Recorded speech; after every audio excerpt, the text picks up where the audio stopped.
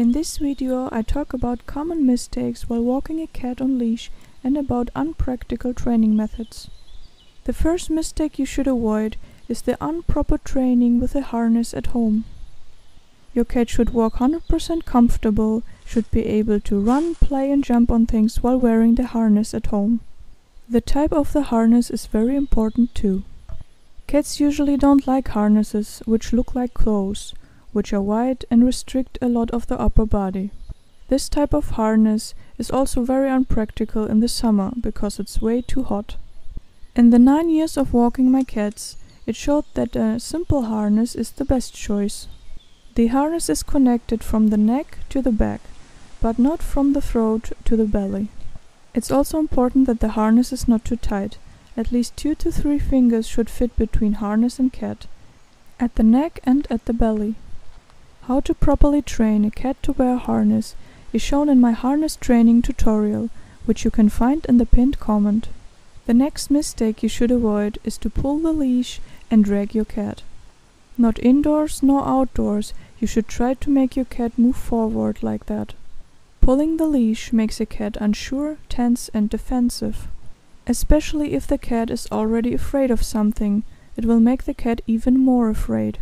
Instead, you should call your cat, and if necessary, squat down, since it often reinforces the calling.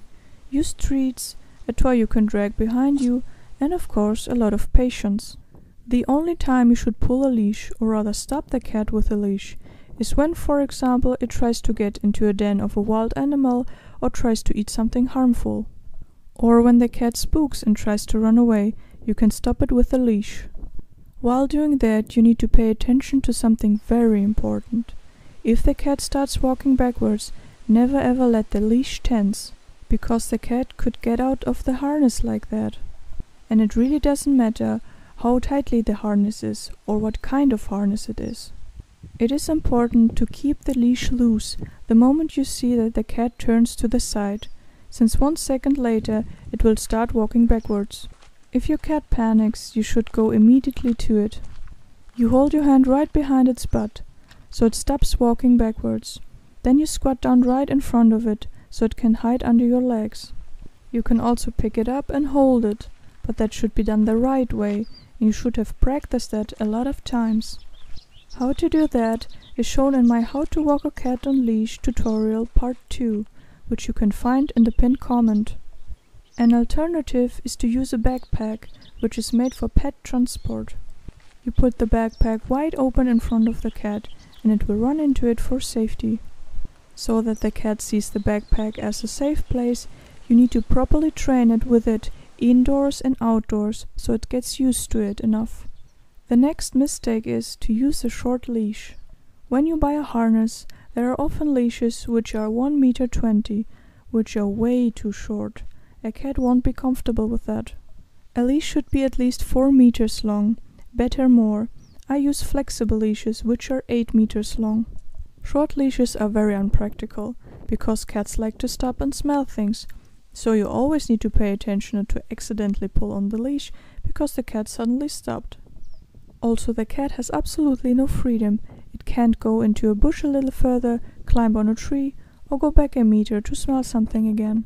That's why it will start to constantly pull on the leash, because it feels so restricted. Due to all of this chaos on the short leash, owners tend more to pull on the leash because they lose their patience with their cat. So from the beginning, you should make it for yourself and your cat easier and choose a long leash. The next mistake you should absolutely avoid is to choose the wrong location for walking your cat. The road right in front of the home is for most indoor cats a nightmare. Most will react with fear or even with panic. Even if you think that the area is rather quiet, because there are not a lot of strangers, cars or dogs coming by, the cat can feel about it completely different. You need to bear in mind that cats hear a lot better than humans, and hear even noise from far away a lot louder. Also, humans can't perceive the cocktail of smells in a city or village. Every day dozens of dogs pee on the sidewalks, outdoor cats or feral cats mark their territory everywhere, and the smell of dozens of strangers is in the air. Because of that, even their own backyard could be a problem, especially if you have a shy cat, since outdoor or feral cats could roam in there and mark their territory, and dogs could pee around the backyard. Still, you can try to walk your cat in your backyard, since even if it panics and gets out of the harness, it would safely run home. That is a different story if you walk your cat on the road right in front of your home, because its life would be in danger. For the first walks, I recommend quiet nature. The best is a forest, a road where there are a lot of bushes and trees where the cat feels safe. If you don't have nature near your home, you can transport your cat with a car or with a bike to those locations. I explain everything important in detail about how to choose the right location in my How to Walk Your Cat on Leash tutorial part 3. There I talk about the pros and cons about cities, villages, football fields, beaches, forests, meadows, and their own backyard. I also explain where the cat has the risk of getting parasites or diseases, and how to deal with the hunting instinct of the cat and with wild animals. Lastly, I talk about where you should keep your cat on leash all times and where it is possible to train your cat to follow you off leash. With that, I will talk about a very common unpractical training method. Most people let their cat walk constantly in front of them and they always follow it. I can't recommend doing that for several reasons. From day one, you should train your cat to follow you on leash by walking in front of it or next to it. With that, the cat learns from the beginning to orient itself by the owner, which is the requirement if you want that your cat comes to you and stays with you when danger is around. It will also walk less into bushes, into other directions, and will listen in general a lot better. It can be very dangerous if you let your cat walk in front of you on a long leash. If your cat is far in front of you, it could see dangers before you can, which means it would react before you would. Then it could spook and pull the leash out of your hands because you weren't expecting it. Or somebody could come around the corner, for example with an unleashed dog, and the cat would be completely on its own. My cats are occasionally in front of me, in very well-known areas with a very good view, but 90% of a walk or hike they are behind me and following. Another con if you let your cat walk in front of you all the time or the majority is that you can never take off the leash, because the cat never learned to follow you properly, so you never can give her the freedom. Also, if you want to walk more than one cat, if they're in front of you and go all in different directions, it's basically impossible to walk them. It's better to immediately teach them to follow you. Then you can walk even with a group of cats.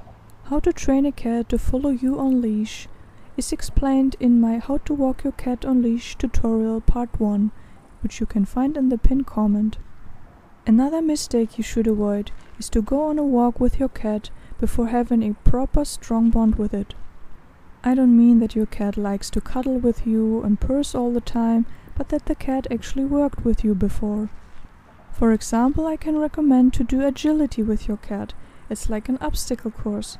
You lead the cat on cat trees, through tunnels, and so on. With that, the cat learns to follow you, which will be very practical later when you walk your cat outdoors. I also recommend to do anti-fear training. You use something that the cat is afraid of at home. For example, the doorbell, the hairdryer, the vacuum cleaner, or something like that. And then you train the cat to lose fear of it. Because the cat will remember that you were able to take its fear of something before. So if the cat gets afraid of something outdoors and you try to calm it down, it will more likely trust you because you were able to help it before. If you were never able to take its fear of something indoors, there's basically no chance that it will listen to you outdoors in such a situation. The next thing that is important to use proper treats. I don't recommend to use dry food, because most cats will lose their interest in it when they are outdoors, even if they are completely crazy about it indoors. Instead, I recommend to try high-quality wet food, ham or cooked meat. The next mistake you should avoid is to carry your cat too much on a walk. Even if it looks cute if a cat lays on a shoulder or sits in a backpack, I don't recommend doing that too much. The majority of a walk a cat should walk on its own. If you pick your cat up because you lose your patience or the cat is too slow for you, the cat will get used to that, may even start to beg, and then it will walk on its own less and less.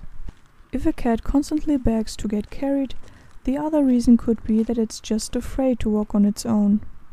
Then you should take the time and motivate your cat to explore the world on its own four paws. If you listen to the begging and pick your cat up, you just encourage the fear instead of really helping it. Of course, I mean only if there are no dangers around. If there are dangers around, you can pick your cat up. Another mistake you should avoid is to involve stressful distractions. For example, taking a lot of friends with you, some children which run around and scream, or a dog which is not properly trained. For example, a dog which pulls on the leash, barks at dogs constantly, or something like that. Another mistake is to walk your cat without paying enough attention to the environment. If you walk a cat, you just don't walk with a predator, but also with prey. When I walk my cats, I frequently turn around, look left and right, and I pay attention to all the sounds around me. For example, when dogs move around, they usually have a collar which makes a certain sound, which you can hear from far away, especially if the dog is running. You also should pay attention to strangers, because there are people who just walk up to a cat and try to pet it without asking the owner first. Those people don't mean it badly, but the cat could spook severely and jump away. If you walk in a city or village, you should never let your cat get into contact with feral or outdoor cats. The usual reaction will be fear or aggression. Also, your cat could catch diseases.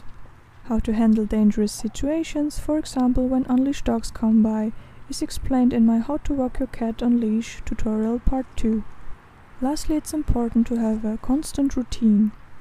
Walk your cat a certain time, certain days, and a proper amount.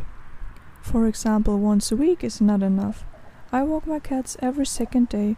If you don't have a proper routine, there's a big risk of your cat randomly standing in front of the door and meowing. In the 9 years of walking my cats, they never stood randomly at the door and demanded to get out, because they know when we go out or when we don't go out. So it's very important to have a routine from the very beginning. If you have questions, you can leave a comment and I'll help.